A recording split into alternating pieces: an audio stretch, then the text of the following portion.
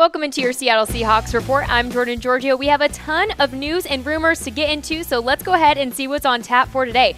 First bit of news to get into, this happened a few hours ago. Former Seahawk Michael Bennett has officially been indicted for the felony charge for injuring a 66-year-old paraplegic who was working at NRG Stadium during Super Bowl 51.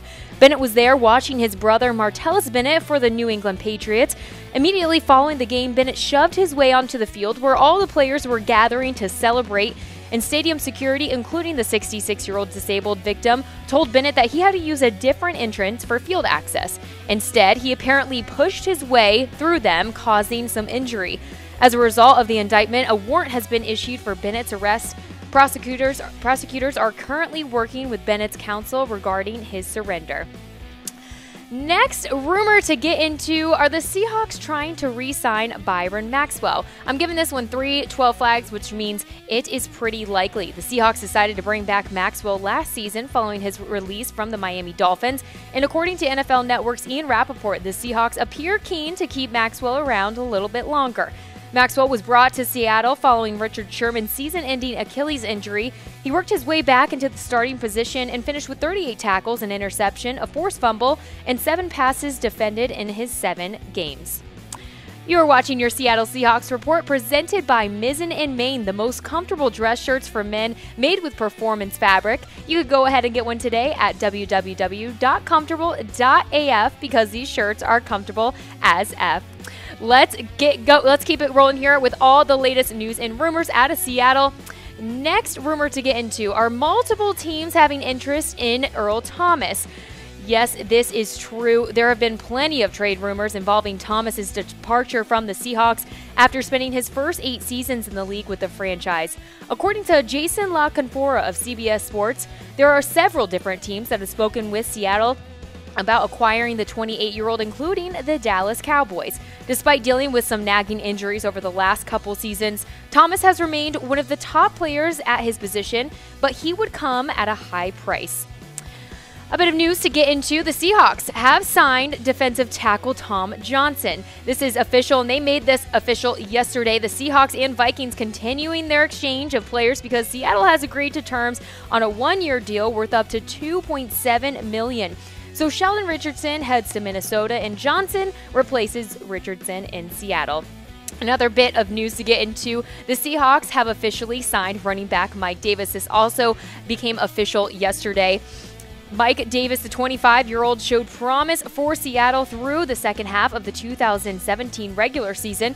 Davis finished the year as Seattle's most productive running back, racking up 240 yards on 68 carries through 6 games played, all of which he started. Next bit of news to get into, we all know that there has been some bad blood between Richard Sherman after his departure from Seattle. But 12s, I'm happy to announce that he has showed love to us. The Seahawks' decision to release Sherman and the decision to sign with the San Francisco 49ers have triggered an array of feelings and some bad blood, like I said. But 12s, Sherman addressed everything in a recent piece for the Players Tribune. Sherman wrote, "I'm very appreciative and humbled by all the 12s who have showed me support over the last couple weeks. Throughout my time in Seattle, you guys have been nothing short of amazing. I'll always have love for 12s." Next bit of news to get into, has wide receiver Terrelle Pryor chose the Jets over the Seahawks. Unfortunately, this is true. Pryor is coming off a disappointing season with the Washington Redskins. He caught just 20 balls for 240 yards and a touchdown. Although he played in just 9 games after suffering an ankle injury, he recently held visits with both the Seahawks and Jets, but unfortunately, 12s, he has agreed to a deal with the Jets. The logistics of the contract have not been released yet. Next bit of news to get into, has Michael Bennett talked the end of the Seahawks? Yes, he has. He was traded to the Eagles, we know, earlier this month, and recently has said his thoughts on the former Seahawks teammate Marshawn Lynch for the win, regarding how great of a teammate he was and the energy that he brought to Seattle. He said Marshawn's personality is so big and he's just misunderstood. He's such a great guy when it comes to doing community. He's a great teammate. He shows up to everybody's thing. He plays hard, so when he left, you could just feel it.